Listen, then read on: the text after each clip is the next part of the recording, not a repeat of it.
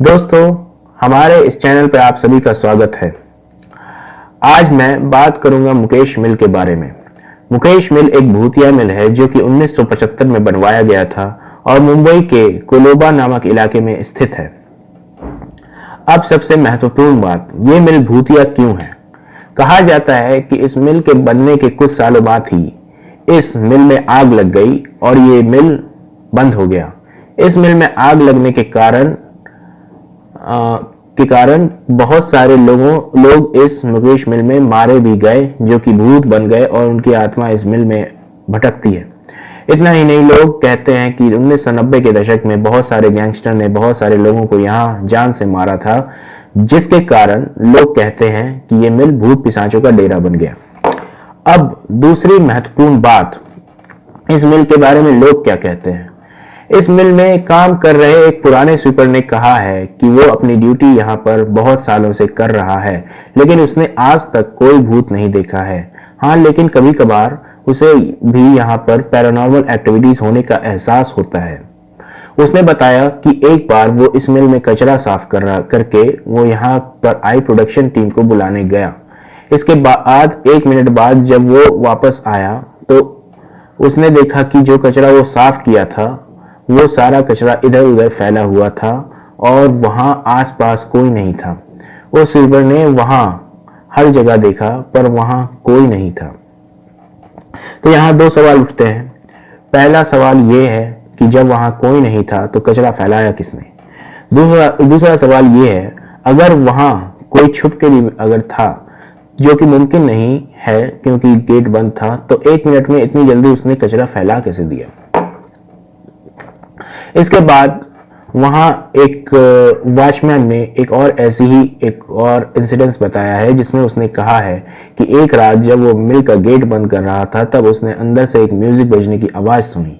उसने बताया कि उस मिल में कई हफ्तों से कोई भी ना तो अंदर गया था और ना कोई बाहर आया था। तभी उसने किसी आदमी की परछाई देखी जो सिगरेट पी रहा था। उसके अंदर जाने की हिम्मत नहीं हुई और वो वहां से निकल लिया। अगली सुबह जब वो 2-4 और लोगों के साथ अंदर गया तो उसने दरवाजे के लॉक को खोला और देखा कि वहां कोई नहीं था। तो यहाँ सवाल ये उठता है कि उस रात वहां सिगरेट कौन पी रहा था और म्यूजिक किसने चलाया था? अगर वहां कोई इंसान था तो वो सुबह क्यों नहीं मिला? मेरा मतलब है कि दरवाजा तो बाहर से लॉक था, तो वो बाहर तो जा नहीं सकता था, तो वो सुबह क्यों नहीं मिला? इतना ही नहीं दोस्तों, इस मिल में कई बार जब मूवी या टीवी सीरियल की शूटिंग हुई है तो बहुत सारे एक्टर और एक्ट्रेसेस ने अच्छा फील नहीं किया है और उन्हें अपने डायलॉग्स बोलने में भी प्रॉब्लम आई है। एक एक्ट्रेस ने तो कहा कि जब वो वहां गई तो पहले दिन उसका पर्स गायब हो गया, दूसरे दिन उसकी गाड़ी खराब हो गई और तीसरे दिन वो बीमार हो गई। एट लास्ट कई लोगों ने इस मिल से रात में अजीब तरह की आवाज आने की भी वर्णन किया है और कई लोगों ने आत्माओं और भूतों को देखने और यहाँ पर घूमने की भी बात कही है। दोस्तों, अब मैं कुछ कहानियां शेयर करने जा रहा हूं जो इस चीज का जीता जागता सबूत है कि ये मिल भूतिया है। पहली कहानी, इस मिल में एक बार एक फिल्म शूटिंग चल रही थी। सब लोगों के अंदर एक्साइटमेंट था और सब कुछ नॉर्मल वे में चल रहा था। तभी अचानक से एक लड़की अपने रूम से निकली और शूटिंग के सेट पे अजीब तरीके से चलने लगी।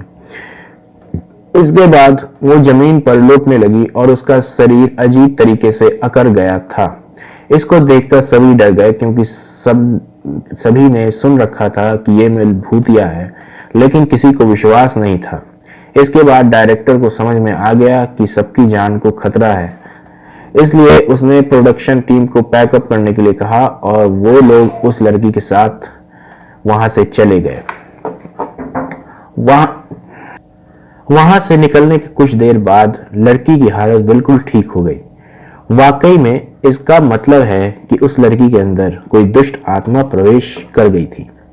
दूसरी कहानी है जो यहाँ पर चर्चित है कि एक बार इस मिल में एक टीवी सीरियल की शूटिंग हो रही थी कि अचानक से एक एक्ट्रेस अपने रूम से निकली और बड़बड़ाने लगी एक आदमी की आवाज में कि निकल जाओ यहां से, यही तुम्हारे लिए अच्छा होगा।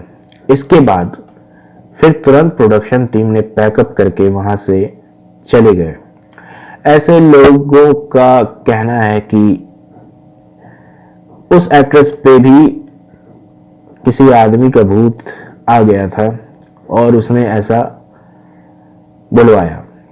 इसी दिन के बाद से लोगों का कहना है कि कोई भी प्रोडक्शन टीम यहां आने से कतराती है और सूर्यास्त के बाद कोई भी टीम आती ही नहीं है।